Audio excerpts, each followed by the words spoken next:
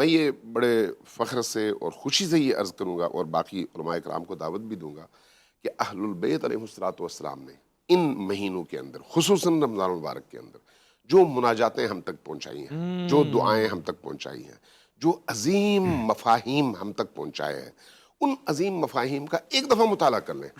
دعائے افتتاح دیکھ لیں، دعائے ابو حمزہ صومالی دیکھ لیں، مناجات شعبانیہ دیکھ لیں، امیر المؤمنین علی ابن ابی طالب علیہ الصلوۃ والسلام کی مسجد کوفہ کی مناجات ہے وہ دیکھ لیں، اور رمضان المبارک میں وارد شدہ وہ دعائیں دیکھ لیں جو خود نبی کریم صلی اللہ علیہ وآلہ وسلم نے اپنے گھر والوں کو سکھائی ہیں اور ان کے ذریعے سے ہم تک پہنچی ہیں۔ آپ ان میں جو مفاہیم پائیں گے نا، وہ مفاہیم آپ کو فرش سے عرش تک پہنچانے کا ذریعہ ہے۔ وہ آپ کے اندر ایک ایسا کرنٹ بھر دیتی ہیں کہ آپ کی روح پاکیزہ، نورانی اور روشن ہو جاتی ہے۔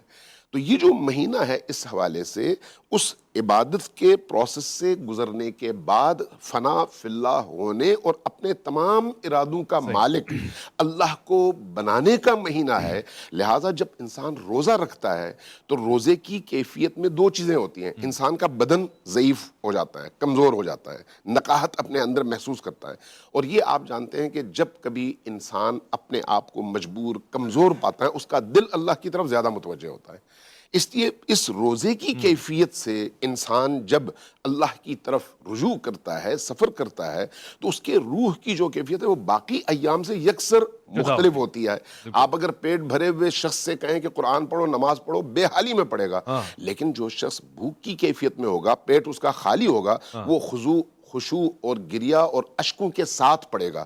لہٰذا یہ جو رمضان المبارک کا مہینہ ہے اور روزے ہیں اور بھوک ہے، یہ صرف بھوک نہیں ہے۔ یہاں پر ایک نقطہ عرض کر کے میں اپنی گفتگو ختم کرتا ہوں۔ دیکھیں، رمضان المبارک میں جب ہم گھر میں بیٹھے ہوں، شدت کی گرمی ہو، فریج میں تمام کھانے کی چیزیں موجود ہوں، دیکھنے والا کوئی نہ ہو، آپ کا بچہ بھی جا کر فریج کھول کر چیز اٹھا کر نہیں کھاتا۔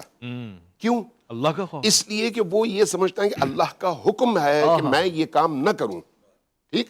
لیکن وہی بچہ، وہی بڑا، جب جھوٹ بولنے کی باری آتی ہے تو جھوٹ بولتا ہے، غیبت کرتا ہے، حرام کی باری آتی ہے تو نگاہ کو بچاتا نہیں ہے۔ کیوں؟ وہاں پر اس کی وہ تربیت نہیں ہوئی، یہاں پر یہ تربیت ہوئی ہے۔ تو یہ جو رمضان المبارک کی تربیت ہے، اس تربیت کو زندگی کے باقی تمام پہلوؤں پر لاگو کرنے کی ضرورت ہے۔ رمضان اسی چیز کا نام ہے۔